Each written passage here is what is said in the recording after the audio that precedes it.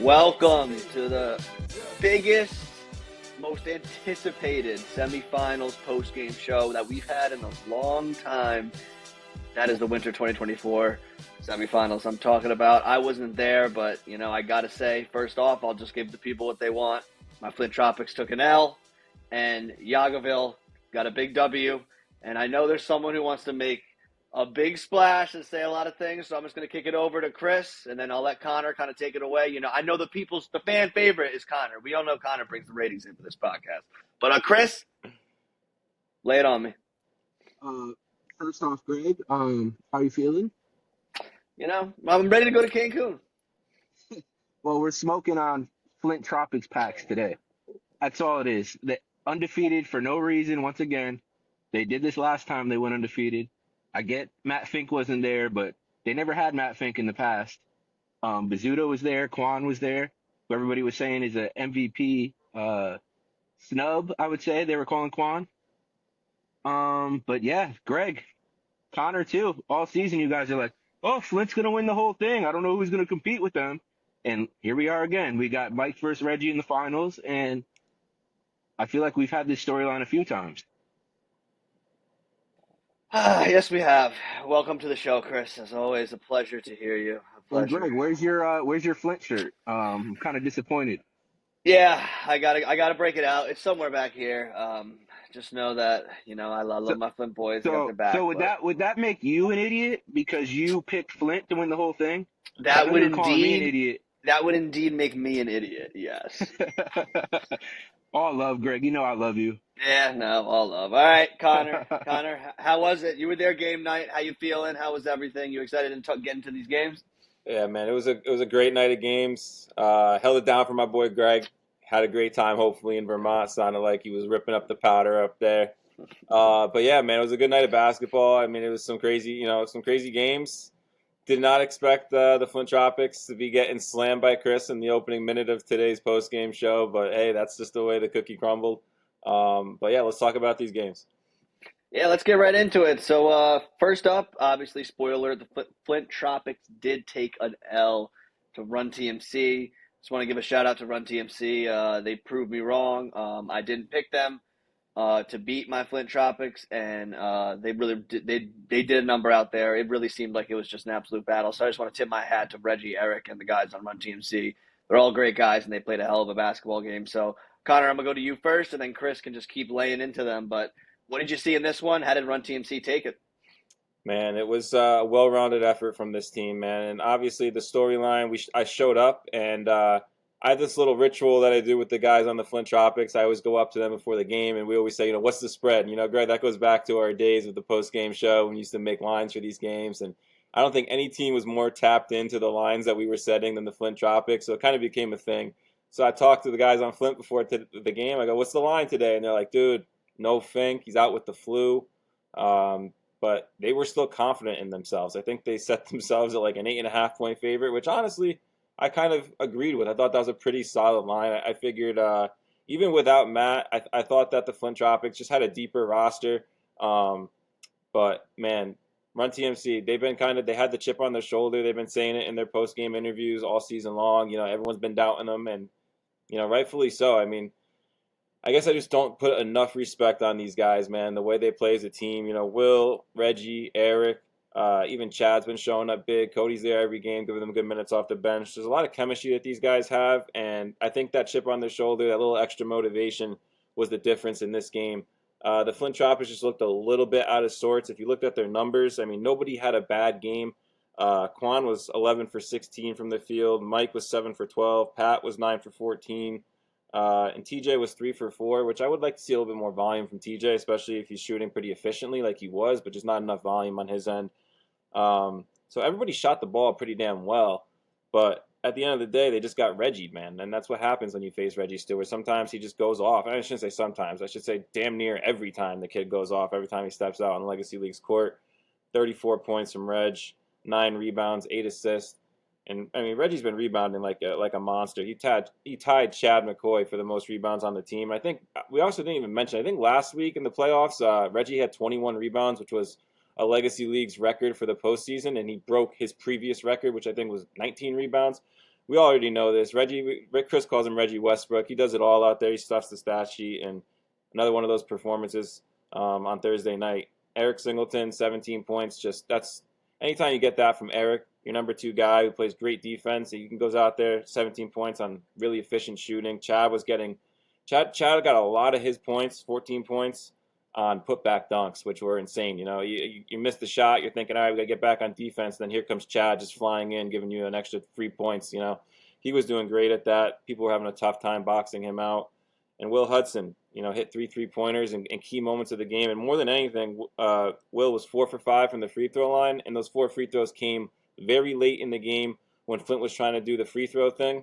And they kept fouling Will. That's not the guy to foul. Will's been playing this league forever. If anybody knows how to shoot free throws on this rim, it's Will Hudson. He was hitting free throws in crucial moments to just keep that lead where it was, and Run TMC was able to hold him out. One last thing I want to say is, as good as a game as Quan had, and you expected him to have a huge game without Matt, 28 points. He was 3 for 4 from 3, and all 3 of those threes came in like the last minute of the game. When they were trying to make a crazy comeback. They actually cut it down to 5 at one point. And those were all because of Quan hitting those big threes. So as great as a performance as it was from Quan, it was just a little bit too late. You needed more of that earlier in the game. It was always a close game, back and forth. The lead really never got out of like 4 or 5 point range for both teams. And the Flint Tropics were upset, and then it started going back and forth. They were saying, once they knew it was kind of over, they were telling Reggie, hey, if we had Matt, this would have been a 20-point blowout, and maybe it would have been. But at the end of the day, you show up with what you got, you play the other team on the other side, and you let the chips fall where they may. And at the end of the day, Run TMC showed up with their guys and took on a great team and came out with the win. So I got to tip my hat to them. It's a tough loss for Flint Tropics, who had a great season. Hate to see them go out like this, but like I said, that's just how it goes. Chris, why don't you go crazy, because I know you're ready. Yeah, I think you touched on it though. I think anytime Reggie goes off like that, their Run TMC is always going to be a tough team to beat. When you get double digits out of guys like Will Hudson, no disrespect, he's not their number 1 scoring option, obviously. So that goes huge. They got Eric Singleton, had a typical Eric Singleton game where he gets you about 20 points. You know what I mean? They're going to be tough to rebound with because they're a lot of big bodies out there. Will's a big body, Chad's a big body. And Reggie's not a big body, but he'll go get the board. He'll go fight down there, as we've seen in the past. I don't know. I mean, obviously, Matt is missing is huge for this game. MVP candidate. I don't know. Joey didn't give me a vote, so I don't know who the MVP options are. But I'm not worried about that because I mean, I probably would have voted for Matt. Not really sure because he had the record and you know what I mean. But yeah, you got to play with who shows up. Run TMC has been missing guys all season. They still didn't have a full team against them. They didn't have Miles Raymond or Dante still. I don't know. There's like another name on the roster that I haven't seen either. So obviously they haven't. I don't think they've had a full team at all.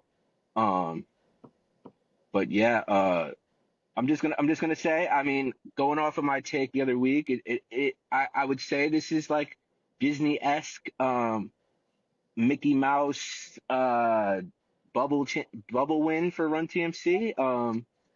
Like you said, you do have to play who's there, but I do think if Matt Fink was there, Greg would be in his Flint gear drinking the Hennessy. I know I'm gonna get some slack for this if Run TMC does win the championship, but I don't think that this isn't the game that everybody wanted. Everybody wanted to see Flint versus Yagoville.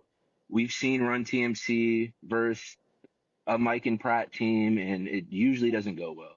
You know what I mean? So I'm not going to go too much harder into Flint. They know what happened. They came out. They pulled a no limit. For better words, you go undefeated. You don't win the championship. For instance, last 2 undefeated championship teams were mine. We're just going to get that out of the way. But it seems like all these other teams that go undefeated don't really. It was Flint. Flint went undefeated and lost. I think Run TMC went undefeated and lost a couple seasons ago. Yeah, that's pretty much all I got.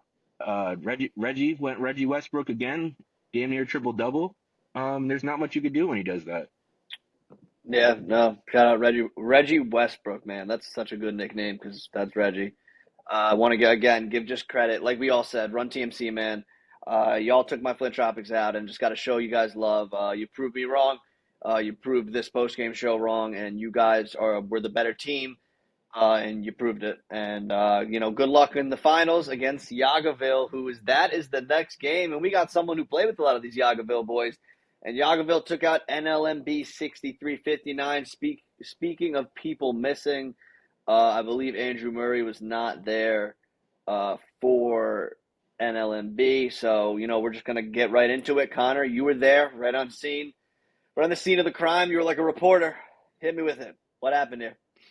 Man, what a great game. I loved the energy these two teams brought into this game. And I was texting you guys while the game was going on right away. I texted you guys like in the first 5 minutes. I said, if you guys aren't watching live stream right now, please turn it on. It was insane. And honestly, I gotta love the officiating. The teams were talking a lot of shit to each other, and typically in basketball games, people start getting tacked, and then tempers flare, and people start getting kicked out of games or whatnot, and then that alters the entire complexity of the matchup. The referees did a great job. They let these guys talk their shit, and then they blew a whistle, and they said, guys, calm down. We got to play basketball. We're not trying to foul anybody. But that's where the energy was. Both these teams wanted it really, really bad. Our boy Speedy on NLMB was kind of like the heart of the shit talking on NLMB side, and he was going against Mike Davis, and Chris knows this better than anybody. Mike is the silent assassin, right? Don't wake him up. You don't talk shit to Mike Davis because Mike's not going to talk shit to you. But the second you start talking to him and you activate that beast inside, you are going to have to deal with that all game long, and that's what happened. I mean, Mike had a pretty decent game. I mean, not a crazy Mike Davis game, but his impact was more so felt with the way he was leading his men out there and saying, listen, these guys are talking to us, and I'm going to talk to them right back, and we're going to get inside their heads. Pratt was doing his thing. He was chirping them as well. Just a lot of energy. And I don't want to use the word hostile energy because it was all basketball, which you love when anytime two teams are going at each other, just keep it about hoops, right? That's what we're all here to see. And that's what it was. It was just a lot of back and forth. And the energy was really high. Honestly, for NLMB, I got to make one big statement about the reason why I think they lost this game. Christian Disu, aka C, who we call him on the pod. I don't know how this guy isn't an all-star. This guy had an incredible season. He was a rookie, and we saw all year long this kid was putting up big numbers. He doesn't check into the game till about 1 minute left at the end of the first quarter. At that point, it was going back and forth. NLMB was up for a little bit early, but it was never a big lead. He came in and started banging shots. I mean, we're talking crazy shots. And I'm sure if anyone on Yagaville's listening, they probably remembered some of these shots this kid was hitting. He was going between the legs, stepping into the lane, one-handed floaters, step-back threes over Pratt, a big, long defender. He was just doing it all, man. And I just don't understand how this kid can come in that late in the game, especially when you're already down Andrew Murray, which is like one of their best players. This kid needs to be getting huge minutes from the start of the game, and I think him missing the first 9 minutes when the game could have been in the balance early on, you might have been up 10 with the way he was playing. Just an insane package all around from him. He's got the dribbling, the handling, he's got the pull-up shoot, the pull-up shot. He just does it all out there. So I think that was a big reason NLMB ended up falling short in this game. They got solid performances from Alex Willis, too, who put up 15 points on good shooting. But Dante Hodge, who is obviously one of the most incredible three-point shooters in the league, was 3 for 14 from deep, 7 for 25 from the field. He did score 18 points, but not efficiently. But guys, it came down to this Mike Davis at the free throw line went 0 for 2 with a chance to put his team up 4 in the last final seconds of this game. Goes 0 for 2.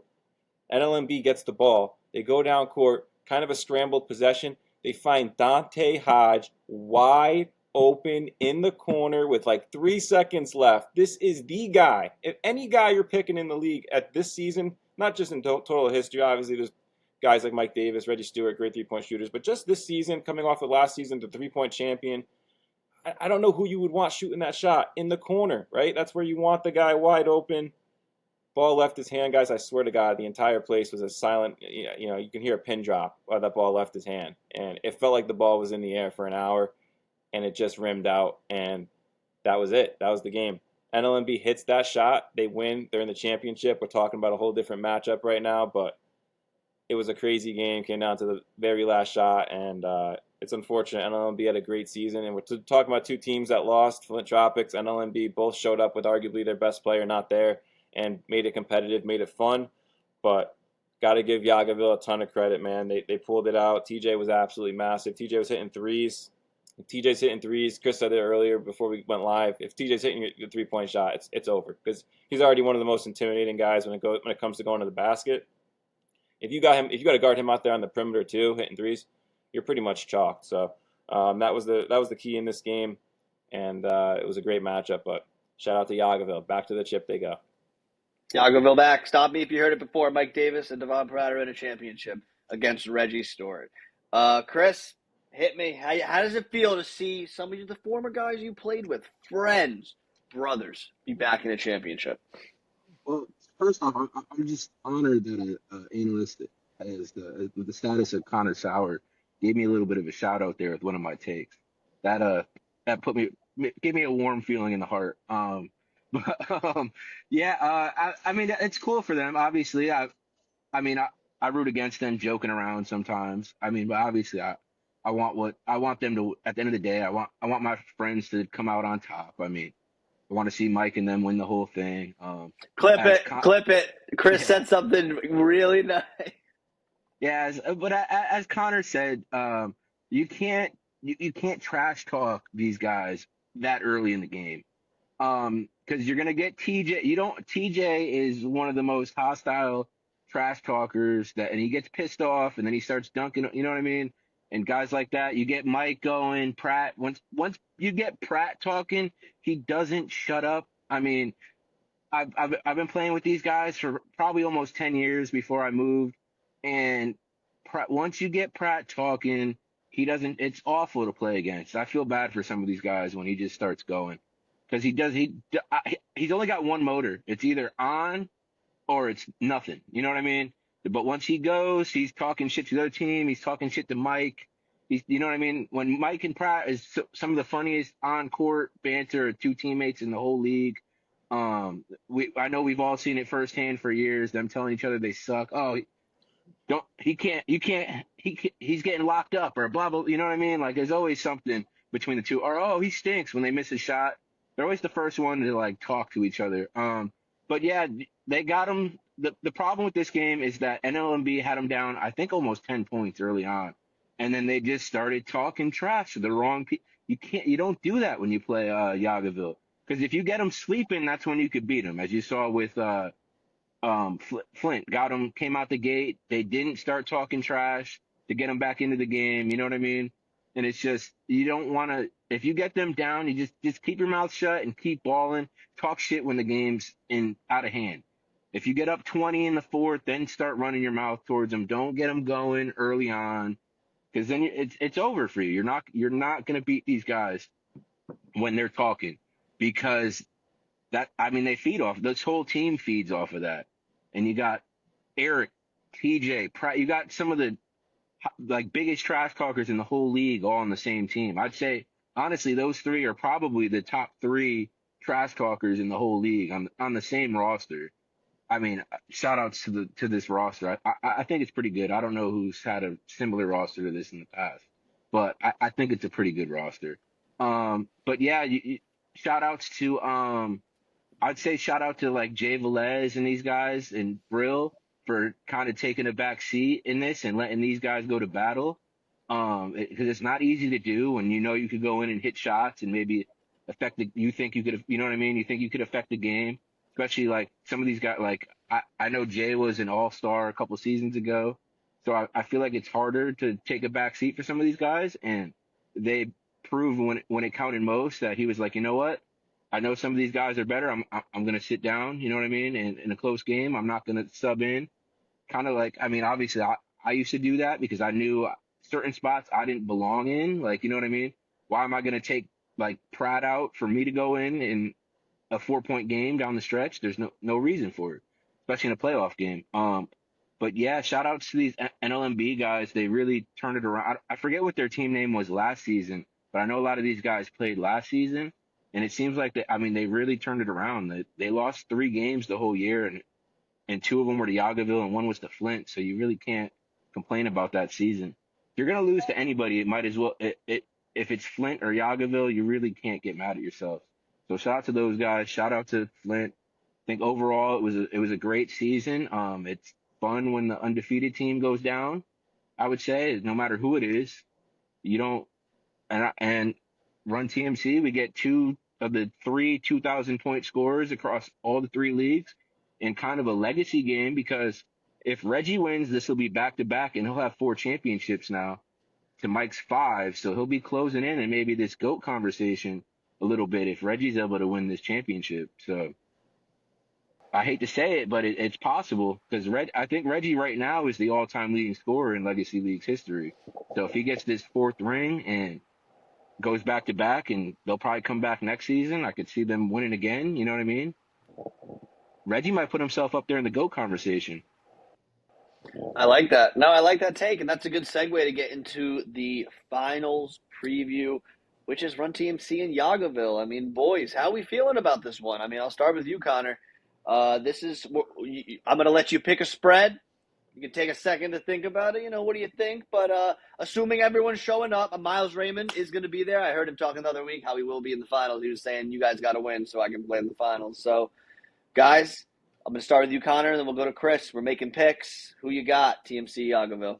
It's funny, man. Eric Singleton, Reggie Stewart, man, Will Hudson. They've been on me. They've been on you, Greg. They've been on Chris, and they kept that same energy this week too. And it sucks. I got to do the post game interview and after the game, and they won't even let me hit record before they're already just destroying me for my takes on the post game show.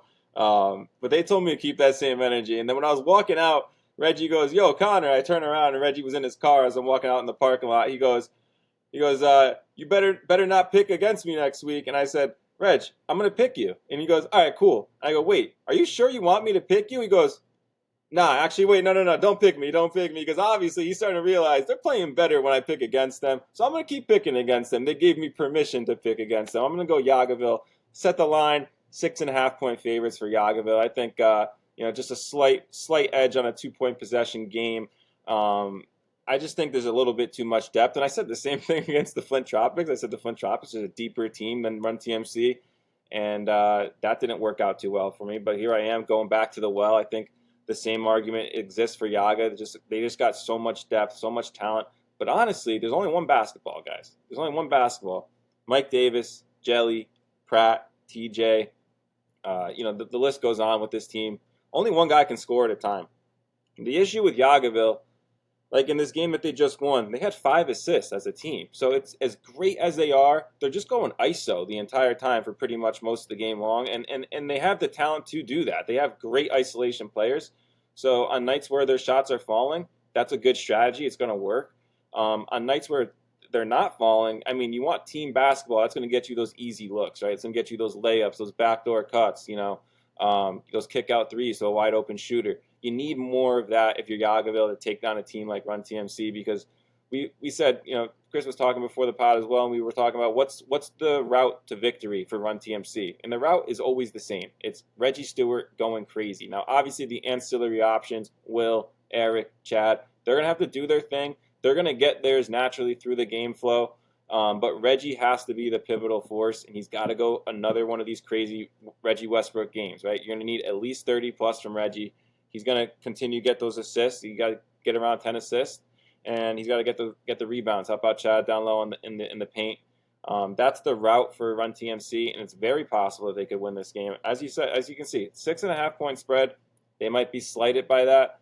They're thinking, hey, we deserve to be here. We're defending champions, and we just took down one of the best teams in the league. How are we not favorites? But I'm giving my credit to Yaga for just being an extremely talented roster as well, and I think that's the difference here. It's just that they got 4 absolute pivotal scorers there on the perimeter. So I think Yagaville is going to take the edge in this one, but it's going to be a great game. I'm super excited. Run TMC is going to hate me for the takes, but they've been doing good with my going against them. So I think they might appreciate me not picking them because they're worried about me cursing them. So I'm sure I'll eat my crow if it goes the other way. But hey, I got to stand on something, so that's where I'm going. Yeah, all right. Respect, Connor. All right, Chris, you're shaking your head over there. What's going on? Hit me. What's going on? I don't respect Connor's take because he kind of took the cop out and was like, "Oh, I was gonna pick you guys until Reggie." No, Run TMC is done, man. The Cinderella run's over. Yaga, even if one of Yaga's players doesn't show up, they're still gonna beat him. That Mike Davis is undefeated in the finals. Well, I think no, Pratt lost to Flint, but we won't talk about that. Um, uh, Eric Langston's gonna be there. They beat and they beat Run TMC in the regular season without Mike Davis and without Eric Langston. So, and all these guys are gonna be there. I think TJ is gonna guard Reggie, which is gonna be a very difficult matchup for him. I think. I think there's way too much, and I'm not eating a crow because Run TMC is going to lose. Joey won't cut this clip for me. He'll probably put Connor's clip about how if Reggie goes off, they're going to win. But they aren't going to win. Reggie, I'm talking to you. You know what's going to happen. You're not going to beat Mike. You're not going to beat Pratt. It's done, man. I'm sorry. You got your ring last year when they weren't in the league. And that's it, man. You could talk to me all you want, and honestly, you won't talk to me because you won't get the interview to call me out at the end, and it's not going to happen. I'm sorry. No. I think it's going to be close because you know how Yaga plays. They play lazy. They don't play defense. I think it'll be like like Connor said, probably like a 6.5 point spread is probably on the money. I could see it even going to overtime or something. But I just think at the end of the day, nope. As much as we know, I think you know how it is when you play a Joey Zacco roster for some of these guys that have been in the league for a long time. I think there's nothing more that Mike and Pratt want to do than make Joey hand them the trophy after they beat his team again. There's no better feeling than beating Joey's team in the playoffs, and then he's got to. Well, he won't come out in the shorts because he won't be playing, but. Well, you saw it back to back. We beat Joey in the finals, and then he had to hand me the trophy while he was wearing his TMC jersey and his shorts. He came out and handed the trophy off. And you know what? If I'm wrong, Reggie, you could FaceTime me after the game and tell me whatever you want. But it's not going to happen. I'm sorry. They're not going to come out with that energy that they did against Flint. Because there's not going to be blood in the water. I think when Flint showed up without Matt, Reggie's like, look, Matt's not there. Let's run down these guys' throats. They can't run down Yaga's throat like that. It's a different type of team than Yaga's outmatched against Flint, but I think TMC and Yaga, you know what I mean? It just doesn't match up the same way. I think TMC's got Flint's number, but Yaga's got Run TMC's number, and then Flint's got Yaga's number. You know what I mean? So any of those, like if it's Flint Run TMC or Flint Yaga, Flint would probably win the championship. But I don't see it. We've seen it. So how many times have we seen Run TMC lose to these guys in the playoffs? It's pretty much on the money every time. Yeah, it has been. Reggie's got 2 finals losses to these guys. It's going to be 3, so Reggie will be 3-3 in the finals. So he'll be the LeBron of the league, and Mike will get his 6th championship, be 6-0, and beat Jordan. And then Dante Hodge is Jason Tatum because he went 7 for 25. Okay, that is USCFC. That's the preview. Oh my God, my boy Tatum's catching strays, dude. It's fine. They beat the Knicks today. I know. I just had to get one in there. Yeah. Shout out to Celtics. Look, I'm gonna go Run TMC. I'm picking Run TMC just because I don't have a dog in the fight, but no one really gives a fuck who I think is gonna win because everyone wants to see me talk about how Flint took an L. Greg, you did pick Run TMC to the finals. You did. Picked them. I did. You remember that podcast when we did the bracket preview? I picked TMC to the finals. But you picked them to play Flint, so I did. So I was wrong. Again, Flint lost, and now I got to I eat just my want to crow. say that if Yagaville wins, I'm the only one that picked the champion correct. Wow. That's fair. You heard it here first, folks. What about All Star Weekend? You guys, any player you excited to see in a dunk contest? Maybe a little TJ. I Hopefully hope TJ TJ. shows up. I hope TJ goes to the dunk contest because Little. I think it'll be I I think he'll run away with it because I think he could do stuff that some of these other guys can't.